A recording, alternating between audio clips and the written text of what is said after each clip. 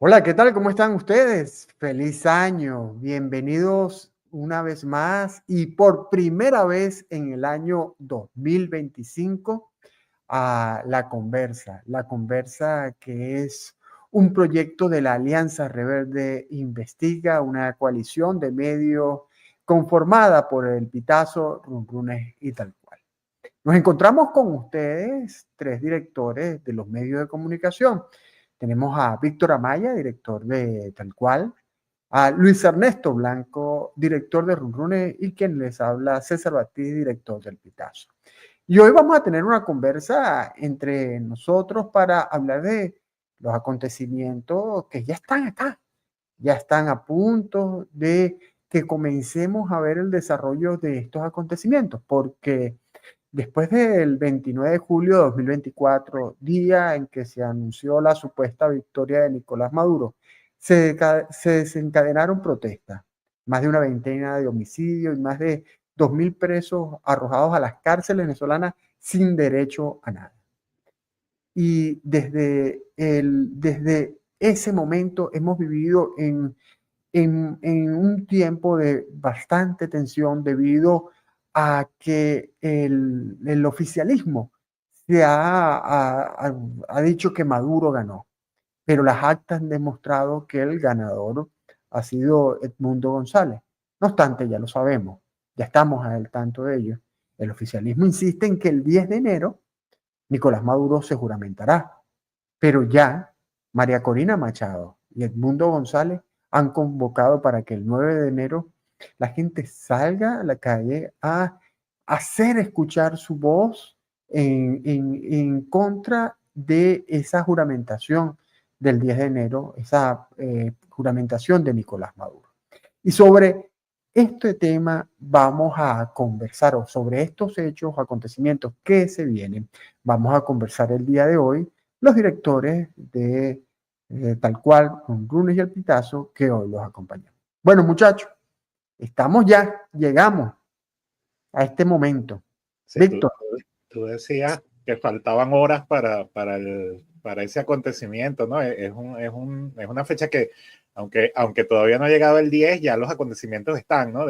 Prácticamente desde comienzos de año empezamos a ver esa, como dirían los comentaristas de fútbol, la previa, ¿no?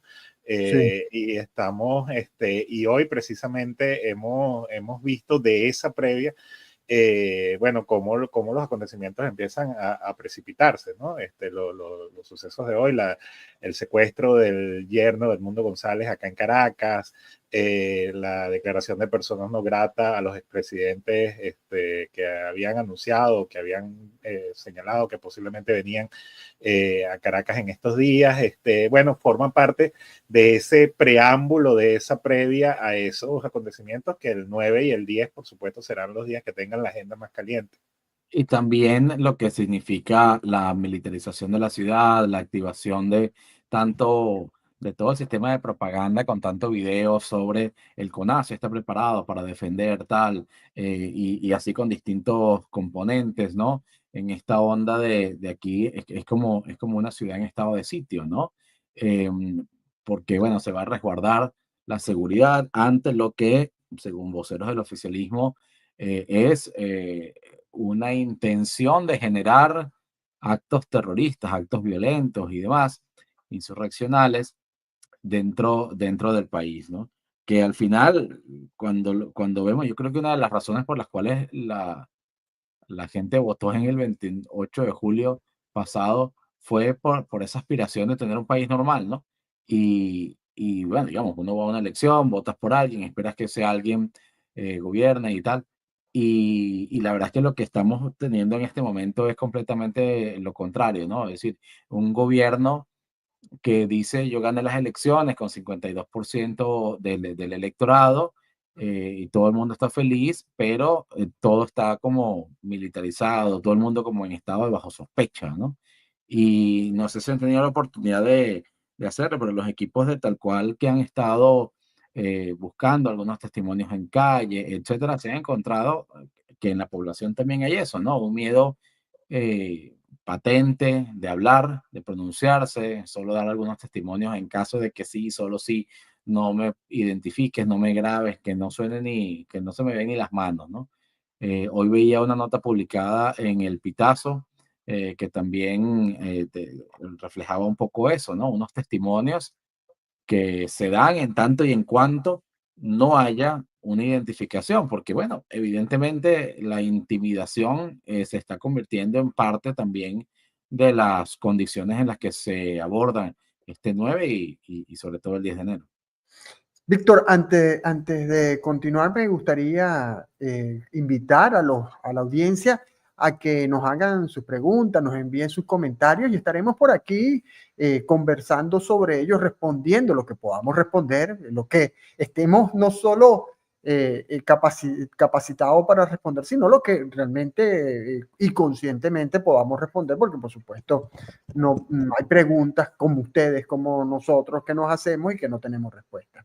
Pero fíjate, Víctor, y en función de lo que estás diciendo, y Luis Ernesto, nos gustaría que habláramos de un término que yo creo que está muy presente, porque sí, es cierto que la gente se está cuidando de decir y de manifestar públicamente su contrariedad en contra o su oposición a al gobierno o a que Nicolás Maduro seguramente el 10 de enero. Pero hay evidencias, y la tenemos y lo conocemos, de que existe, y esta palabra quiero que la abordemos, esperanza. Existe esperanza. Y quizás esta esperanza está alimentada también o alimenta también esta incertidumbre y esta pregunta de qué va a pasar. Porque, me lleva esto a pensar también, y así lo escribí recientemente, que esa esperanza tiene, se basa sobre todo en tratar o tiene un foco muy especial en tratar de que no se cumpla una de las certezas que está ya expuesta, que el oficialismo a través de, de esa escenografía de terror que ha mostrado, con hombres enmascarados, con drones, con armas de fuego, con carros blindados, convocando a colectivos que, por cierto, no han respondido como esperaba el gobierno, que toda esa escenografía lo único que trata de darle fuerza a la única certidumbre que ha vendido el gobierno, que es la toma de posesión de Nicolás Maduro. Pero esa certidumbre se enfrenta contra la esperanza de que de la población de que no se dé ese hecho. Y es importante decirlo en función precisamente de la esperanza, de que quiero que hablemos de esto, que las esperanzas no se acaban o no se tienen que acabar este 9 y 10 de enero, más allá de lo que ocurra, porque lo que tenemos que tener claro como sociedad, como periodistas, que este es un proceso. Y bueno, sobre esto quisiera que hablaran de la esperanza, de la certidumbre y de la incertidumbre. Bueno, todo sembró el 28 de julio, ¿no? Digamos, lo que estamos viviendo hoy es todavía la esperanza sembrada en las urnas el 28 de julio, donde la gente manifestó una voluntad de cambio. Y eso yo creo que es indudable y eso forma parte de eso que estamos cosechando en estos días, ¿no? La incertidumbre luego de la brutal represión que se vivió los primeros días de agosto en Venezuela, que de alguna manera aplacó la opinión pública o ralentizó todo tipo de conversación sobre el tema político, sobre el tema electoral. Bueno, con la expectativa, de la llegada de la fecha de la toma de posesión y por supuesto también con el relato por parte de la oposición, el relato por parte de María Corina, el relato por parte del mismo Edmundo González si me voy a juramentar, voy a estar en Venezuela, etcétera. Bueno, empieza la gente que en algún momento dudó de que esa voluntad de cambio pudiera reflejarse, empieza la gente a sentir, bueno, pudiera ocurrir algo, ¿no? Pudiera retomarse algo de eso que se sembró el el 28 de julio. Y yo creo que es clave lo que tú dices, César, digamos, ese proceso de ninguna manera tiene un punto final con la juramentación que se pueda dar el próximo viernes. Digamos, es un hito más de un proceso y de una voluntad de cambio que ya está expresada y que la gente también la ha internalizado, por lo menos así lo veo.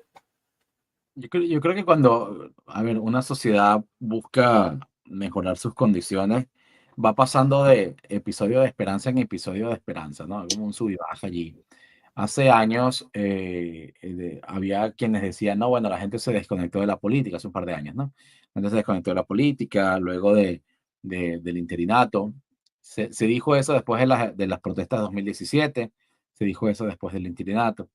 Y recuerdo siempre que John Magdaleno en una conversación informal, no fue una entrevista, me decía, mira, que él percibía en aquel momento, y viendo estudios de opinión, que la gente estaba esperando un episodio electoral, ¿no? Para, bueno, que todo lo que ha acumulado en este tiempo, ponerlo ahí al momento de marcar en la máquina.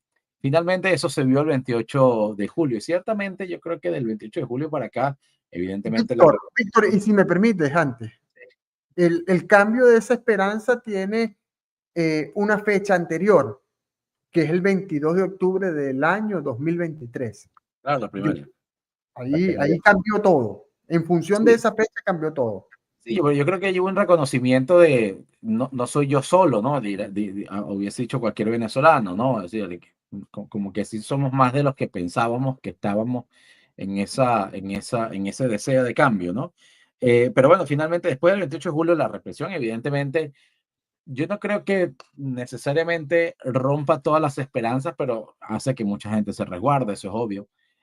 También la propia salida del Mundo González de Venezuela hacia España, también recuerdo que por esos días había mucha cosa de, bueno, el mundo se entregó y ahora, bueno, ni modo, tal, y lo que venía después ha sido, de nuevo, un sub y baja, ¿no? Es como una montaña rusa, va y viene, y el 10 de enero pareciera estar enfocado allí. Lo que sí creo que lo que hace distinto al 10 de enero en general es que si vemos esta historia así desde lo lineal, a pesar de que son sube y baja, el cuento no sube y no baja en el mismo punto de la historia, ¿no?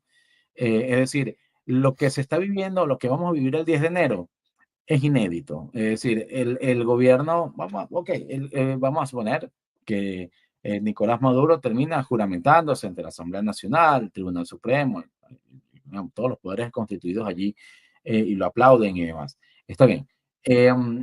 Pero entonces lo hace por primera vez en la historia contemporánea sin poder demostrar que ganó la elección. Entonces, puedes tener la banda colgada en el pecho, pero la sociedad no se cree mucho que el por qué tienes la banda colgada en el pecho, ¿no? Luego, el tema de los reconocimientos internacionales hasta ahora, pareciera que solamente creo que 5 mandatarios de la región van a venir, de los cuales 2 son Nicaragua y Cuba. No se esperaba otra cosa. Pero digamos, la ausencia de algún tipo de reconocimiento internacional es complicado para prever un gobierno que se supone que pretende ir a 6 años y completar un nuevo periodo presidencial. Más bien pareciera que la expectativa entonces pasa a ser a partir del 10 de enero, ya no hay reglas en el manejo democrático del país, obviamente, pero es que tampoco el gobierno sabe que necesita respetar las reglas porque las quiere cambiar. Ya ha anunciado que que va a buscar una reforma constitucional, ya ha anunciado que quiere cambiar el sistema electoral, como lo conocemos hasta ahora. Ya ha anunciado que la manera en que se van a hacer las cosas en esta nueva periodo, temporada, como lo queramos ver, van a ser muy distintas a como era hasta ahora. Digamos, yo creo que el tema de la esperanza en el pueblo opositor es efectivamente que esto en algún momento tenga una resolución. Y ahora con la única certeza que tienen en la mano, que es el resultado electoral según 85% de las actas publicadas emitidas por la máquina de votación del CNE. Pero yo creo que en el gobierno o algunos sectores del oficialismo también tienen su esperanza de que, bueno, de aguantar, porque no creo que se vean tan fortalecidos, estables, solidificados, atornillados, como muchas veces lo quieren decir, ¿no? Yo quiero destacar algo importante, además de la esperanza para enfrentar la incertidumbre y la certidumbre del único acto, insisto en esto, el único acto que se sabe, que por cierto no tenemos la certeza, ahora la redundancia, de la hora en que se va a realizar, que es la juramentación de Maduro, y tampoco tenemos la certeza de quiénes van a venir, porque fíjate que nada más 5 presidentes, y entre esos los que son fijas en lo que son fijos en la alineación, que son el de Cuba y Nicaragua.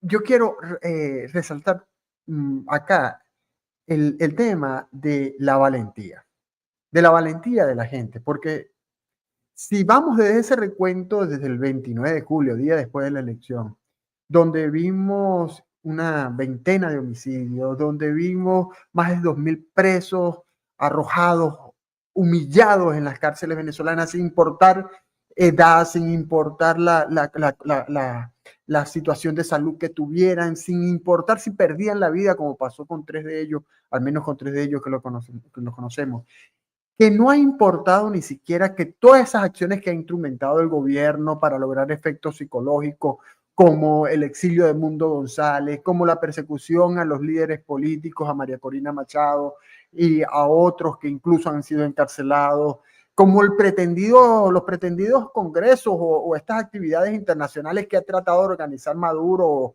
o su gente para darle loas y alabanzas a Maduro, pero que no lo ha logrado el impacto internacional, e incluso las carantoñas que le hizo Nicolás Maduro al presidente electo de Estados Unidos, Donald Trump, o la campaña que hicieron en torno a la palabra veneca. Si vemos todo ese recuento y vemos que hoy día estamos hablando, hoy 7 de enero del año 2025, estamos hablando de la posibilidad de que el 9 de enero los venezolanos salgan a manifestarse en contra de la toma de posesión de un presidente que no ha mostrado que ganó. Eso debemos decir que hay una reserva de coraje, de valentía, hay una reserva de ese bravo pueblo que estaba en la búsqueda de la gloria, de una libertad, de un país distinto. Y en esta valentía, yo creo que sería mezquino no reconocer el papel que ha jugado María Corina Machado, más allá de las críticas que le puedan realizar factores de oposición por la forma en que ella, que critican como ella ha conducido a la oposición o a su pasado incluso, porque hay gente que más se queda en lo que ha hecho María Corina en el pasado que lo que ha hecho desde el 2023 para acá. Hay que reconocerle a María Corina la valentía que tiene al decir hoy en la rueda de prensa que a ella no la van a extorsionar con su libertad, que ella va a estar el 9 de enero junto a los venezolanos en las calles. Y yo creo que esa valentía del pueblo, esa valentía de María Corina es muy importante destacarla en este momento y sobre todo porque tienen tranquilo a quienes están alrededor de Maduro, insisto, mostrando la fuerza, mostrando el terror como único vestido de quien se investirá de presidente, de acuerdo a lo que está programado, el 10 de enero. E incluso más allá, César, digamos, habrá gente que saldrá y habrá gente que no saldrá, porque tienen miedo, porque trabajan donde trabajan, por la razón que sea. Pero que manifestó su elección a favor de Edmundo González hace 5 o 6 meses atrás. Entre ellos militares, Sí, por correcto. Seguramente. A todo nivel. Lo que me refiero es que, y por eso digo que son unas cosas inéditas, ¿no? Tú tienes una cantidad de personas que están dispuestas con esa valentía a salir a la calle, valentía que mostraron, por ejemplo, las madres de los presos, que hasta, bueno, creo que todavía, en algunos casos, todavía están reclamando esos familiares, las condiciones de sus familiares, de sus presos, y las promesas incumplidas de excarcelaciones, eh, que ha sido sin parar eso, pero que incluso, digamos, un gobierno donde todo el mundo, casi todo el mundo sabe lo que pasó el 28 de julio, donde 70% del electorado registrado, que hay que recordar que hubo muchos de primeros electores que no pudieron registrarse, todo el electorado en el extranjero que no pudo votar, etcétera, y que tú te impongas sobre una sociedad que votó 70% en contra tuya. Bueno, primero, luce muy difícil que haya oportunidad de reconciliación con eso, y no veo a Nicolás Maduro ganando un apoyo desde el 28 de julio para acá con lo que ha pasado. Es decir, nadie dijo, oye, mira, sí, yo voté en contra de Maduro, pero me está convenciendo, ¿vale? ¿No? Eso no lo veo. Y segundo, que, bueno, ¿qué significa que haya gente en todo nivel del país, en toda posición, en trabajo, en distintos sectores nacionales, etcétera, que sepa que hubo un fraude electoral? O que crea, ni siquiera tiene que crea que hubo un fraude electoral, que se sienta burlado en su elección, porque el problema no es que le robaran la elección a Edmundo, le robaron la elección a la gente, ¿no? La gente es la que votó. Entonces, ¿qué está dispuesto a hacer esas personas? ¿Cómo están dispuestos a organizarse? ¿Qué están dispuestos a actuar o no actuar, a decir o a hacer o a dejar de hacer en los días y semanas y tiempos que vienen?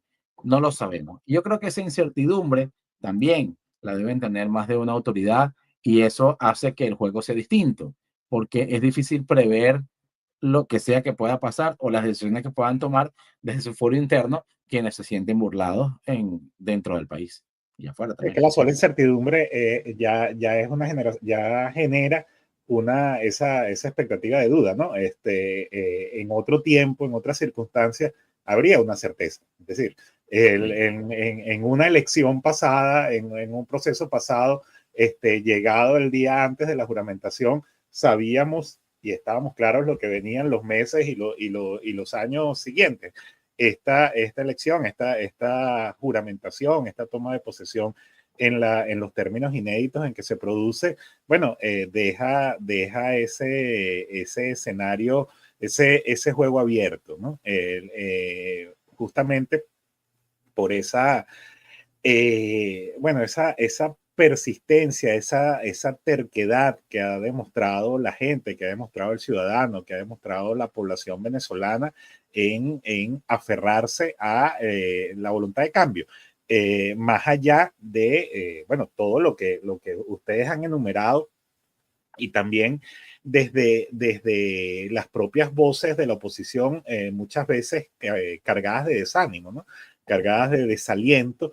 Y sin embargo, bueno, ha habido una sociedad que se ha mantenido firme y que hay razones para pensar que más allá de lo que ocurre el 9, de lo que ocurre el 10 de enero, esa sociedad se mantiene firme. Va a ser como todos esos hitos, como esos hitos previos que mencionaba Víctor, la salida del mundo, la represión, etcétera, probablemente también sea un bajón, pero hay todas las razones para pensar que hay un pueblo venezolano decidido a cambiar y decidido a sostener su voluntad de cambio expresada en las elecciones de julio. A mí me llama la atención que en esto de contrastar narrativas y tal, esta vez incluso hubo gente que sospechó que esto iba a pasar, ¿no? Que el gobierno iba a publicar actas distintas, o que iba a decir, aquí están los resultados que confirman tal cosa,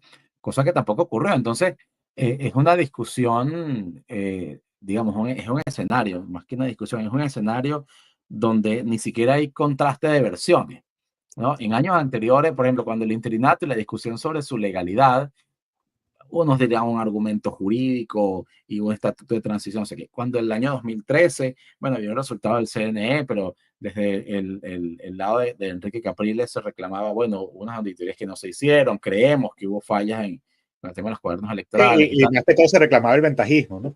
Claro, y hacia atrás, pero es que en este caso ya no es un tema de, bueno, pero es que si no hubiese habido ventajismo, entonces tal, no, pero es que si se revisaban los cuadernos, quizá ahí encontraba, es que no hay con qué contrastar, es que las únicas actas que están publicadas con detalle y además revisadas por un montón de gente, revisadas por el Centro Carter, por expertos venezolanos, por gente que se ha puesto en un ejercicio de transparencia ciudadana a escudriñar los QR, no sé qué, y papers académicos incluso, y tienes eso, y el gobierno nunca produjo algo que contrastara eso, algo que dijera, mira, no, por lo menos te hago dudar con este elemento, ¿no? Eso nunca pasó. Entonces, eso yo creo que también es bastante inédito y abona mucho a la propia esperanza de la gente y al deseo de cambio, de decir, bueno, pero es que eso hasta ahora ha sido incontestable el tema del resultado electoral, que en términos muy prácticos se supone que es el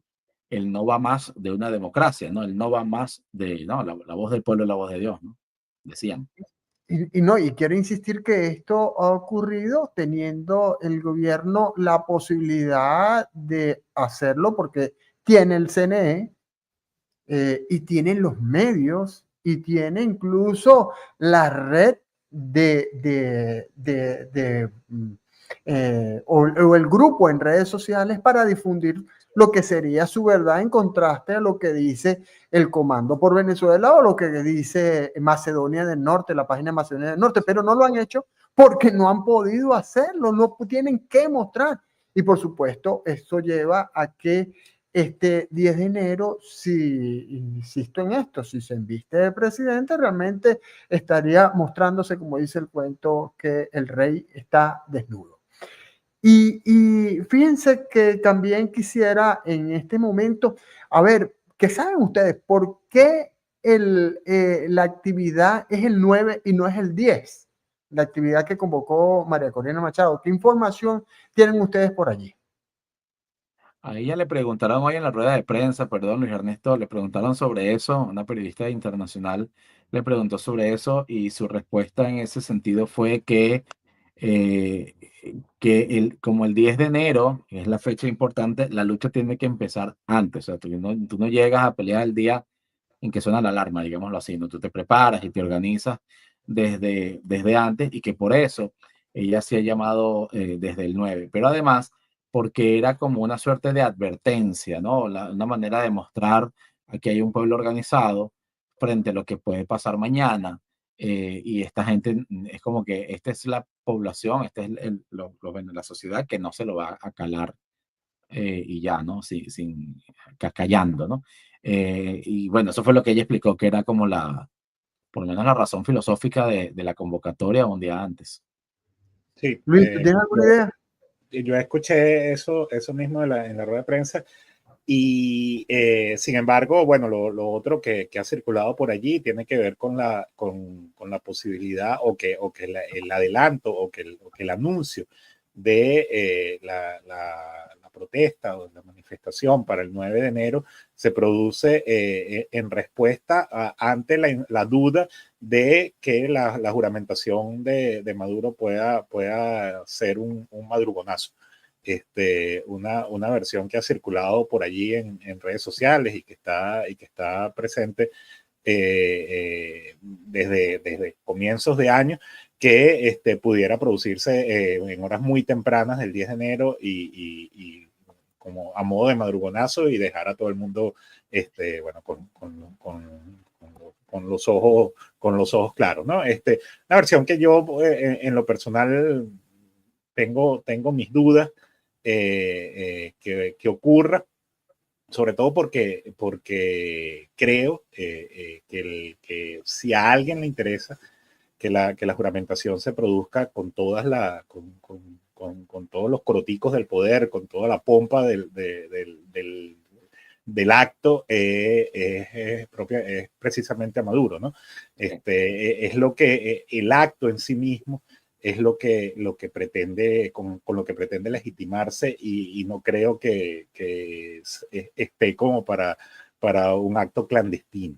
Desde cierta lógica de movilización, los ñangarosos te dirían que la estrategia de agitación, como le llamaban en los partidos políticos, bueno, evidentemente no puedes, si tú esperas que pase algo el día A o el día B, no puedes esperar a agitar desde ese día, ¿no? Tienes que empezar a agitar la cosa desde antes para tratar de empujar hacia eso, ¿no? Y también pareciera que hay un deseo de eso, de ir mostrando ese reencuentro. Además que no es lo mismo una imagen de María Corina Machado en la calle el 10 de enero, cuando buena parte de la información va a estar dividida entre juramentación de Maduro, etcétera, etcétera, donde está el mundo, etcétera, que el 9 de enero, donde, digamos, todo el escenario está dispuesto, por lo menos en este momento, para que sea ella la que se lleve la foto del día, ¿no? Miren, yo no descarto el hecho de que de parte del oficialismo no quiera tener esa pomposidad que hace referencia a Luis Ernesto Blanco. Porque fíjense un dato nada más, ¿no? Desde noviembre sé que corresponsales extranjeros y medios de comunicación internacionales han solicitado acreditarse para la cobertura de la toma de posesión del 10 de enero. Y la información que recibieron ellos del MINSI fue que no se iba a realizar ninguna acreditación.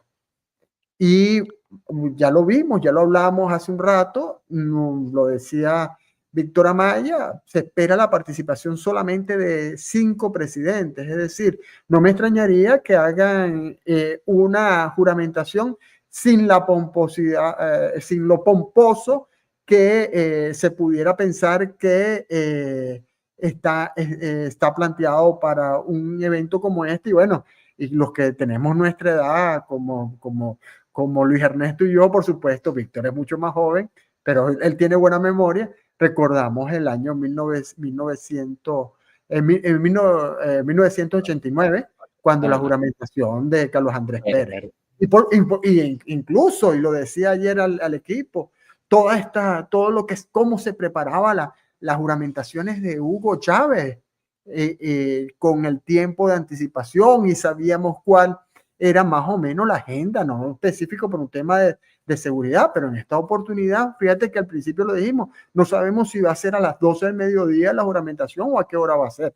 En todo caso, como lo decíamos, Víctor, y termino, como lo decíamos, ¿por qué el 10 de enero? Yo creo que sí, buena parte de lo que ustedes dicen tiene razón. Hay que, ¿para qué dejarlo el 10 si se puede hacer el 9, no? Víctor. La prensa internacional recibió hoy una invitación para prensa internacional acreditada, me refiero a agencias de noticias, algunos canales internacionales, etcétera, para estar, perdón, el día 10 en el Palacio Federal Legislativo a las 7 de la mañana. Eso para entrar, ¿no? Asume uno que el acto entonces está pautado para las 10, 11, mediodía, yo qué sé. Pero bueno, están convocando para ese lugar. Eso no es toda la prensa, siempre hay que decirlo, ¿no? Son algunos medios, agencias internacionales y demás que tienen esas invitaciones. Y además la invitación incluye dos aclaratorias. La primera es que no se permitirá ingreso de equipos para transmisión en vivo. No se pueden llevar live view y ese tipo de cosas para transmitir en vivo, nada. Y dos, los equipos electrónicos serán revisados al entrar y al salir por parte de cuerpos de seguridad, las grabaciones, todo. O por lo menos están dispuestos para... Víctor, hay que aclarar que eso es absolutamente inusual, ¿no? Sí, sí, por eso iba a preguntarle a Víctor, que yo sé que él conoce esto de transmisión en vivo, el uso de Live View. ¿Por qué? ¿Por qué impedirlo? Supongo que para tener lo más controlado posible la narrativa de lo que salga allí, ¿no? Es decir, si tienes solo lo que llaman un feed, si tienes solo una imagen oficial, que es la que transmite a BTV, que es la que se va a emitir por otros medios, por otros canales, cadena oficial, con cadena nacional seguramente, pero además por Telesur y otras plataformas online. Me imagino que buscando controlar al máximo el mensaje, ¿no? Que nadie muestre el ángulo que no es, o la persona que no es, o que nadie esté pendiente de la puerta, a ver quién llega por esa puerta. Es decir, tener controlado lo más posible, porque más que una operación, más que un episodio para informar, termina siendo una puesta en escena, ¿no? Al final de cuentas tiene mucho de eso también. Totalmente lógico. Ernesto, ¿ibas a decir algo? No, asumiendo que iba por allí, ¿no? Pero lo que más me llama la atención es la revisión o la advertencia de la revisión de los equipos al salir, ¿no? Ya no solamente preocupados por la transmisión en vivo, sino porque no se filtre nada más allá de la señal oficial, ni siquiera en diferido, ni siquiera momentos después, donde incluso ya la narrativa está un poquito más Sí. controlada, ¿no? Bueno, Es les leo una secuencia exactamente con lo que una mano dice. amarrada. Les leo exactamente lo que dice para evitar confusiones, ¿no? Dice, no estará permitido el uso de equipos Live View o de ningún otro dispositivo similar de transmisión en vivo. Todos los dispositivos electrónicos móviles serán sometidos a un chequeo de seguridad durante el proceso de acreditación. Da la impresión que es antes, ¿no? O sea, que los van a revisar es antes. Y me peleé yo, pero bueno. No, A ver, no para nada tampoco, ¿no? O sea, estás ahí, estás un poco preso de la Sí. constancia. y eso podemos asociarlo antes de pasar al punto de hablar de lo que ha pasado el día de hoy con el secuestro del yerno de Edmundo González y su viaje a Panamá y la interpretación o la información que se ha dado sobre eso. Como hablaste de este tema de seguridad, quisiera que habláramos de lo que ha mostrado el gobierno como seguridad, ¿no? Y decíamos, al principio vimos estos 1.200 funcionarios de la DGCIN, del CONAS, que los presentaron con esa pomposidad y están enviando mensajes a diferentes grupos y de diferentes grupos del oficialismo están diciendo que desde el estado Aragua, desde el estado Vargas o La Guaira, desde Miranda tienen que acudir a Caracas. Hemos visto a Nicolás Maduro el día de hoy, incluso voy a leer aquí una declaración donde habla de que han detenido, tuvo Nicolás Maduro un acto con los militares. Hoy hemos capturado 7 mercenarios, 2 de ellos estadounidenses de altísima importancia. Entonces vemos toda esta parafernalia que, oye, hace, junto a todos los elementos que hemos contado, hace de esta toma de posición, digámoslo así, tan singular. Y la otra es que también, por ejemplo, vi en la cuenta de GESIM en Instagram un video que solamente era una mano tocando una puerta, ¿no? Y que tum, tum, tum, tum, tum. Y ya, ese era el video y se repetía. Que me recordaba mucho a videos que se compartieron en redes sociales de estos organismos alrededor del 29 de julio también, ¿no? Y en esa primera semana de agosto. Muchos de esos videos, por cierto, después fueron borrados de los perfiles, bueno, porque evidentemente se empezaron a documentar como parte de lo que la Eso es CIDE importante. de Eso es terrorismo importante. de Estado, ¿no? En este caso los hemos comenzado a ver otra vez, particularmente ayer, en la cuenta de la DGCIM y bueno, con estos videos de funcionarios que se graban acompañados muchas veces con gente encapuchada diciendo no, vamos a permitir tal o cual cosa, estamos aquí para defender al pueblo, dicen ellos, ¿no? Pero bueno, siempre mostrando como un despliegue con aparataje, armas y demás, que ha sido como el objetivo en redes sociales de muchos de esos cuerpos armados durante esta semana y creo que vamos a ver más de aquí al viernes, o sea, creo que van a seguir saliendo videos como ese. Yo he visto varios en la cuenta, he visto videos en las cuentas de el ejército de su cuenta en X, en la de GESIM en Instagram, en el CONAS y también compartidos en TikTok por aparentemente, digo aparentemente porque no sé quiénes son específicamente, pero bueno, usuarios asumo que funcionarios uniformados, que entonces van replicando videos, entonces hechos en formato TikTok, ¿no? Y Creo que también yo he tenido la oportunidad de verlos desplegados, es decir, subiendo la Caracas La Guaira el viernes, horas de la tarde, a la altura del peaje abajo, ahí en el sobreancho de la autopista, dejaban 2 canales y en todos los demás canales, bueno, funcionarios del DGCIN, pasamontañas, armas largas, parados allí. En realidad no estaban ni siquiera revisando o deteniendo el tráfico. Bueno, más allá de lo que detiene el tráfico, la presencia de esto. Pero, claro, es una fotografía que se llevan miles de usuarios que bajaron a la playa ese día, lo que pasó en la regional metro del también se han centro. visto grupos uniformados en el metro en algunas estaciones, ya no en plan de, hay 2 funcionarios que están como pendientes de la seguridad, sino en cada puerta a lo largo del vagón. Casi que a lo largo del andén, pues cosas así. Miren, Lo que pasó en un Tazón el fin de semana, en la entrada a Caracas el sábado en la noche, etcétera, es parte de eso. y no, ya están, es cierto, están revisando vehículos, pero ojo, más allá de eso está esta insistencia de utilizar los grupos del CLAD, los grupos del PSU, los grupos de diferentes grupos que tiene el oficialismo pasando estos mensajes de convocando a Caracas, pero también pasando estos mensajes de terror que nos han informado algunas fuentes. E incluso, que me parece muy grave, que teléfonos que robaron a personas que fueron detenidas a partir del 29 de julio, teléfonos con los que se quedaron organismos de seguridad, están utilizando los números telefónicos de esos teléfonos para enviarle a las personas a las que tienen esos números telefónicos mensajes de terror. Y como decía Víctor Amaya, y por eso lo destacaba y lo destaco ahora otra vez, eso ya está en cuenta y es importante que se sepa quién lo tiene que saber, que eso ya está, esa información ya la tienen los organismos de derechos humanos internacionales, desde la ONU hasta los organismos que dependen de la Corte Interamericana de Derechos Humanos de la OEA.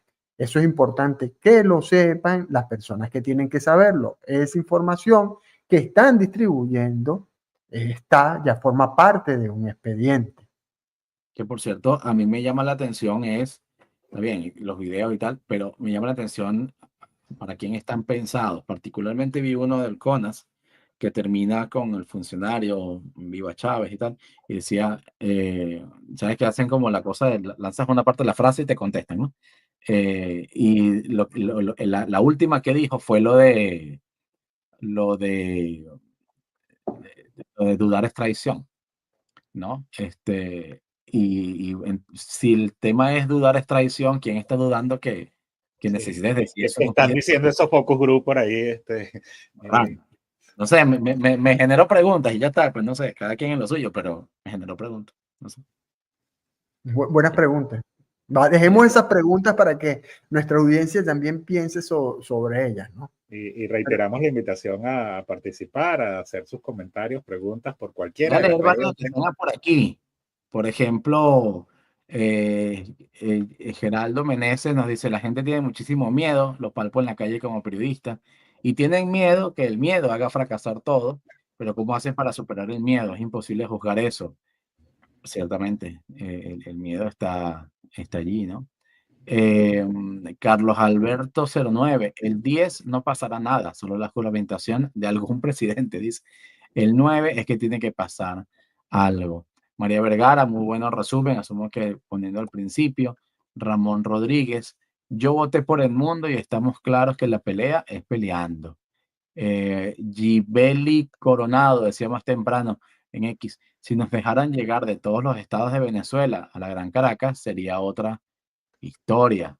A mí me llama la atención Silvia Sierra aquí. Los comentarios no salen por YouTube. Bueno, si salen, ¿no? No se ven. Silvia, estoy preguntando a ver qué información me da Silvia Sierra, quien nos decía antes, buenas noches, feliz año 2025, excelente programa. Hay dos comentarios que lo lanzaron, mira, un tal Veguero Gocho, que no tiene imagen, no tiene nada, pero me llama la atención dos cosas que pone allí. Primero, porque disparó casi que arrancando el programa, ¿no? Decían, cuando estabas hablando tú, César, creo, habla de los asesinatos cometidos por los comanditos, ¿los vas a negar? Pero es que el tema es que yo, o sea, aprovecho porque, miren, en la narrativa de la propaganda oficial también se han como querido apropiar de las muertes de esa semana del 29 de julio. Es decir, aquí hubo más de 25 asesinatos, de los cuales el gobierno ha mostrado que en dos casos eran personas identificadas con el oficialismo y lamentablemente hubo unas agresiones y unas muertes en esos casos, una violencia y que pues, no, pues. Pero en la mayoría de los demás casos, y Monitor de Víctimas fue documentando todos esos casos, eran tiros, gente que salió a protestar contra el resultado anunciado por el CNE y terminaron con tiros en la cabeza, en el cuello, etcétera. Y es como que la propaganda se ha apropiado de esas muertes, ¿no? Diciendo, bueno, es que la oposición y los comandantes salieron a matar gente. Víctor, y lo que ha dicho el fiscal designado por Nicolás Maduro, Tarek William Saab, es que la gente no puede denunciar. Oye, pero es que si ni siquiera le querían dar el acta de defunción informando que había sido muerto por un tiro, querían transformar tiros en peñonazos o en otras cosas y sabemos cómo es la actuación de la fiscalía en torno a estos casos. Y es más, necesitaban, cuando hay un homicidio, necesitan de que alguien vaya a denunciar. ¿Por qué no investigan? ¿Por Claro, de qué no oficio. investigan? Para eso el Ministerio Público puede de oficio iniciar Claro, cualquier investigación. titular de la acción penal. Y bueno, han pasado más de 5 meses y no hay cero sospecha de que, más allá de que digan, es que los 2000 que fueron detenidos fueron responsables casi que colectivos de esto, pero es que no hay una... Y ojo, hablando de los detenidos, que ese es el mismo fiscal que ha dicho que no había niños detenidos, niños y niñas detenidos. Y Sí, ya lo vimos cuando lo liberaron. sí. Sí, bueno, digamos que tampoco hay como cero investigación de decir, por lo menos demostrar en un caso esta persona se presume es formalmente el agresor y por lo tanto va a ir a juicio. Eso ni siquiera se ha llegado y pareciera que no hay mayor investigación seria de lo que pudo haber pasado esos días, lamentablemente.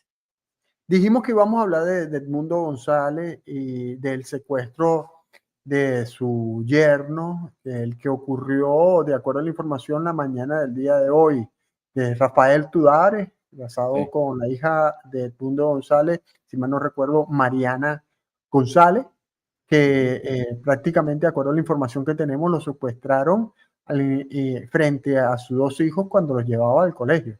Hoy, sí, precisamente, el primer día de clase. sí. Qué información tienen ustedes que podamos compartir con la audiencia? Nosotros, bueno, por acá, que entiendo que él iba en el carro, en una camioneta, con los dos niños, con los dos hijos, que a los hijos los bajaron o sea, que a todos los hicieron bajar del vehículo, a los niños los volvieron a meter en el vehículo y el papá simplemente, bueno, se lo llevaron, ¿no? Y dejaron a los menores de edad en el carro y ya está. Más información que eso es difícil precisar, más allá de que, bueno, la denuncia es que fueron unas personas encapuchadas, no identificadas con un cuerpo de seguridad del Estado. Eh, ya he visto algunos actores de la esfera de propaganda oficialista recordando que el año pasado, en algún punto del año, se hicieron publicaciones en portales como el colombiano Expediente y en Fuser News, que muy asociado a la propaganda de Free Alex Saab, etcétera, sobre que esta persona supuestamente estaba involucrado en una investigación por narcotráfico en Colombia, porque era accionista o trabajador en una empresa que estuvo involucrada en un caso. Eso fue una publicación que se hizo en el mes de julio, a comienzos del mes de julio de 2024, decía mucho eso, y publicó el 2 de julio. Y eso, hay una nota en espaja.com donde chequea esa información y desmiente el caso, ¿no? Básicamente porque los elementos que se dan en la información, bueno, primero no coinciden con registros de la empresa, segundo, hace afirmaciones que no están respaldadas y tercero, dentro de una investigación donde sí se menciona una empresa, donde esta persona en algún momento tuvo algún tipo de relación, como en la junta directiva, etcétera, su nombre no aparece vinculado a los registros del caso. Son registros públicos porque es un caso en la Florida. Y digamos, es una tergiversación de un caso judicial para involucrar a la persona. Yo no sé si la detención ahora, si asumimos que es una detención, tenga que, o sea, se vaya a justificar con algo como esto, 6 meses después, 5 meses, 6 meses después de las primeras informaciones que se distribuyeron como parte de un sistema de propaganda. Pero en el caso que fuese así, bueno, suponiendo que fuese por un caso así, oye, la manera de irte a buscar con unos encapuchados en plena calle, sacarte una camioneta, meterte en un carro y desaparecerte y no saben por dónde llevarte, no parece que sea tampoco como la manera en que tú atiendes un caso por un asunto de supuesto narcotráfico ocurrido en Estados Unidos, o sea, ocurrido ni siquiera aquí, sino ocurrido en Estados Unidos. Entonces, es como raro ese detalle. Pero yo he visto algunas cuentas asociadas a la habitual esfera de propaganda, recordando así como que, pero yo recuerdo que esto era una joyita, van y ponen un enlace ahí a ese tipo de contenidos.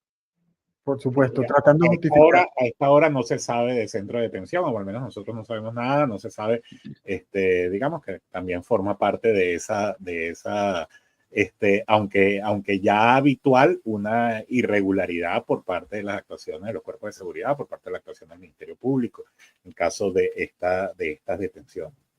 Y esto ocurre, y recordemos que hay una orden de captura y una recompensa en contra de Edmundo González y, como decía Luis al principio, también de los presidentes, de los 9 presidentes que vendrían con Edmundo González en caso de que se decida viajar de República Dominicana el día 9 o 10 hasta Venezuela. Eso es algo que tenemos presente. Por cierto, hablando de viajes, el día de hoy una información que también se dio es que tras el secuestro de Rafael Tudares, el Edmundo González decidió suspender las actividades que tenía en el Congreso y voló a Panamá. Está esa versión que dieron algunos medios de comunicación, pero e incluso hay un miembro del Congreso de Estados Unidos que también lo dijo, pero también está la versión que dice que ya él había terminado sus actividades en Estados Unidos y que lo que correspondía era el viaje a Panamá. Sí, hay una, a nosotros la que hemos escuchado acá en tal cual es que ciertamente le quedaba una reunión con unos senadores demócratas, pero que la reunión con Mike Johnson, el speaker, ¿no? Que es republicano, el jefe del Congreso, digámoslo así, se extendió más allá de lo que estaba en el papel y no le daba tiempo de cumplir la reunión con los senadores demócratas antes de llegar al aeropuerto, porque Edmundo González voló a Panamá desde Estados Unidos en vuelo comercial. Y bueno, iba a perder el avión.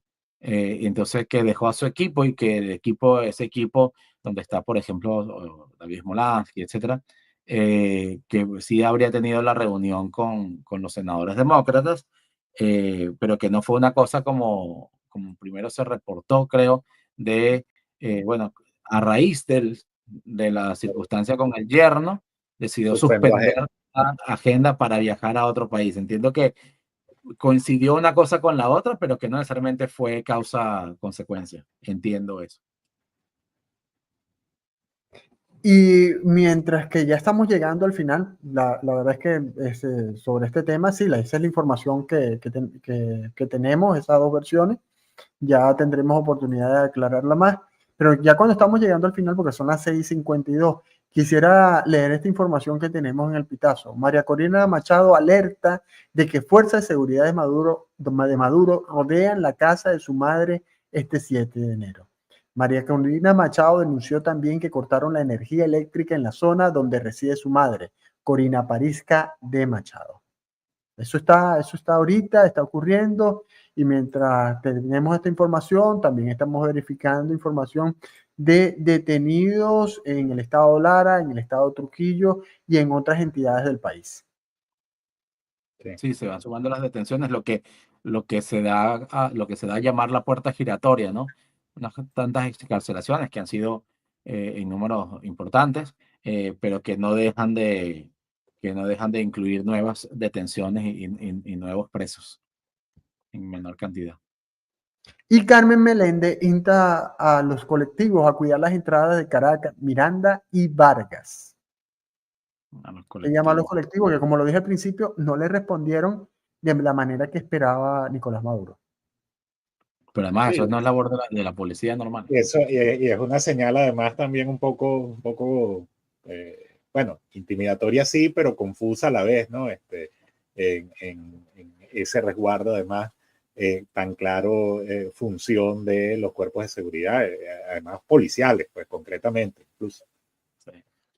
Entre los detenidos del día de hoy está el concejal Jeremy Santamaría en Ciudad Bolívar. Esa es una de las últimas informaciones que tenemos.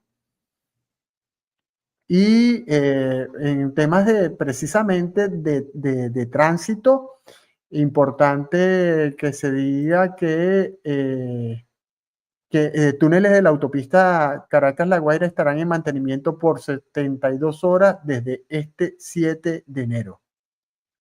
¿Se acuerdan que se había hablado del asfaltado de la autopista Caracas-La Guaira y supuestamente lo suspendieron? Ahora tenemos esta información de los dos túneles.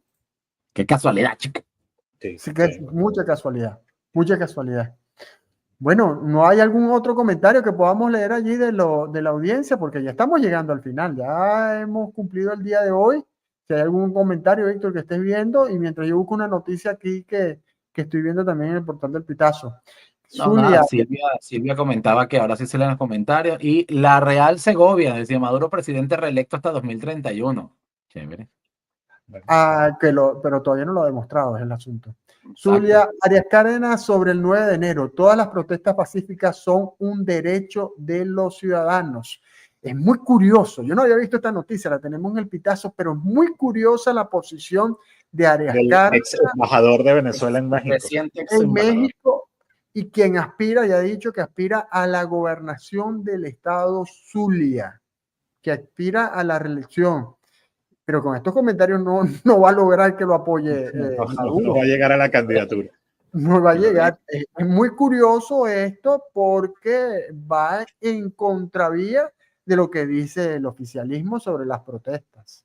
Que por cierto, sobre lo de las protestas, a mí me llama la atención que he leído a usuarios en redes sociales, y no cualquiera, sino gente pues dentro de la tuitosfera, digámoslo así, del chavismo, diciendo, ajá, bueno, pero llaman a la gente a la calle y no sale, ¿dónde están los hijos de María Corina que están fuera del país, etcétera y tal?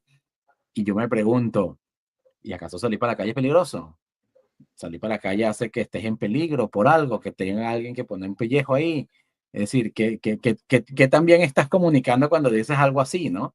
¿A qué se supone que se va a enfrentar quien salga con su pleno derecho constitucional a decir yo creo que la cosa debería ser distinta en lo que según la ley está protegido de hacer? Me llama la atención porque lanzan mensajes que pretenden una intención política y lo que terminan es pegándose un tiro en el pie cuando lees dos líneas más allá. Sí, bueno, la verdad es que ellos han normalizado la criminalización de la protesta y en toda su retórica, en toda su narrativa, y ya no tienen reparo en insistir en esa criminalización. Delcy esta mañana también, o ayer en la misa del deporte, también, bueno, se refería a todo el peso de la justicia, todo el peso de la ley, a quien manifieste. Claro, agregas una serie de adjetivos ahí para indicar que esa protesta está del otro lado de la legalidad, pero al final y al cabo es la criminalización de la protesta. Totalmente. Bueno, está la situación de Juan Barreto, que también denunció, por cierto, que tenía unas patrullas del SEBIN y demás, digamos, de alguna manera asediando su residencia en el cementerio en Caracas, explicando la situación, diciendo que él lo califica como asedio porque los funcionarios estaban ahí, miraban, no sé qué, no había pasado mayor cosa, pero que estaban ahí como en actitud permanente, estacionaria de vigilancia en su caso también, ¿no?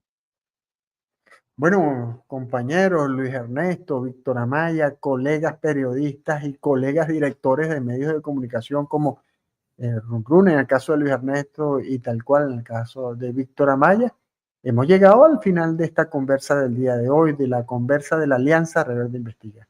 Queremos agradecerles a cada uno de ustedes que nos acompañaron con sus mensajes, con los comentarios, con todo lo que, bueno, con la visualización misma de este contenido. Queremos decirles también que mucho agradeceríamos que nos dejaran en el clic de me gusta en cada una de nuestras publicaciones en redes de la conversa, porque eso ayuda a que otras personas también vean estos contenidos en cada una de las redes, tanto en Instagram, en X y por supuesto en el YouTube, porque estamos en la señal de YouTube del Pitazo. Yo quería, César, Víctor, terminar esta transmisión de hoy con un texto que estamos compartiendo los medios de la Alianza, que vamos a empezar a compartir los medios de la Alianza y que se refiere a las condiciones del periodismo en que se está ejerciendo hoy en día. El periodismo en Venezuela se ejerce en un entorno hostil para la prensa, con decenas de instrumentos jurídicos dispuestos para el castigo de la palabra, especialmente las leyes contra el odio, contra el fascismo y contra el bloqueo. Este contenido está siendo publicado teniendo en consideración las amenazas y límites que en consecuencia se han impuesto a la divulgación de informaciones desde dentro del país. Yo creo que en este contexto en el que estamos, es importante recordar esto a la hora también de calificar, evaluar y considerar el trabajo periodístico que se está haciendo, el trabajo periodístico al que vamos a hacer en estos días de coberturas del 9, del 10 de enero y los días posteriores, a lo que se enfrenta el periodismo en Venezuela, a lo que se enfrentan los periodistas que están haciendo el trabajo acá en el país, los medios de comunicación independientes y en el entorno en el que estamos. Yo creo que esta consideración, este recordatorio, a fin de cuentas, es importante para tener como que todas las cartas sobre la mano a la hora de hacer la evaluación del trabajo periodístico. Víctor. Bueno, sí, el trabajo que va a hacer la prensa venezolana, digamos, lo que vamos a vivir el resto de esta semana, va a requerir que entre los periodistas haya mucha capacidad de adaptación y también de las audiencias que haya mucha precisión en lo que están leyendo, en lo que están consumiendo, para evitar ser víctimas de desinformación. Y por supuesto, entendiendo todas esas limitaciones que ya mencionaba Luis Ernesto, ¿no? Es decir, el periodismo que se está haciendo aquí es un periodismo, bueno, complicado, sin la libertad de vida, por decirlo menos. Y si el 10 de enero además se impone una manera de hacer las cosas, pues esa A ver, creo que Víctor se quedó congelado. Pero estaba haciendo el cierre de lo que hacía referencia a la cobertura de los medios y quería, sí, enfatizar esto. La Alianza Rebelde Investiga, Runes Tal Cual y El Pitazo, estaremos junto a otros medios haciendo la cobertura de los acontecimientos que ocurrirán en el país el día 9 y 10, porque nuestro interés es llevar la información a la audiencia, que la gente se informe, tanto los que están dentro como fuera de Venezuela. Y con ese propósito estaremos, repetimos, el 9 y el 10 de enero trabajando para ustedes con las condiciones y las consideraciones que ya Luis Ernesto ha comentado en el texto que leía. Bueno, muchas gracias. Muchas gracias y buenas noches. Buenas noches. Y nos vemos seguramente, si no el martes, si no antes, seguramente el martes nos volveremos a ver. Así es. Bueno, gracias. Hasta luego. Ya pues.